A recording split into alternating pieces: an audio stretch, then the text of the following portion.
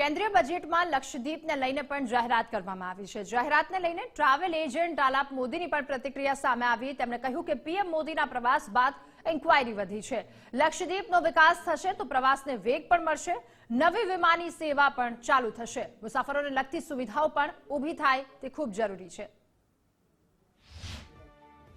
આપણા માનનીય વડાપ્રધાન શ્રી ત્યાં ગયા અને પછી જે બધી મુવમેન્ટ થઈ અને આખું એકદમ ડિમાન્ડમાં આવી ગયું, ઘણું ડિમાન્ડ વધી ગયું। મારે ત્યાં અત્યારે 50 જેટલી ઇન્ક્વાયરી પેન્ડિંગ પડી છે પણ અને અમે બી સારું જ ગણીએ છીએ કે આપણા ભારતના પ્લેસો ડેવલપ થઈ રહ્યા છે। પણ સાથે સાથે વસ્તુ એવી છે કે કનેક્ટિવિટીની વાત કરું, અત્યારે ખાલી કોચીનથી દિલ્હી એક જ પ્લેન જાય છે, લગભગ 30 કે 35 સીટરનું વિમાન છે જે અત્યારે જઈ રહ્યું છે। ઇન્ડિગો ટૂંક સમયમાં બીજું વિમાન ચાલુ કરવાની મથામણમાં છે, લોકો લાવી પણ રહ્યા છે બીજું વિમાન। સાથે સાથે ત્યાં રૂમની અને એકોમોડેશનની વાત કરું તો વચ્ચે મીડિયામાં ન્યૂઝમાં આવ્યું હતું કે ત્યાં ફેબ્રુઆરી એન્ડ સુધીના તમામ પેકેજો બુક થઈ ગયા છે, એટલે રૂમો અવેલેબલ નથી।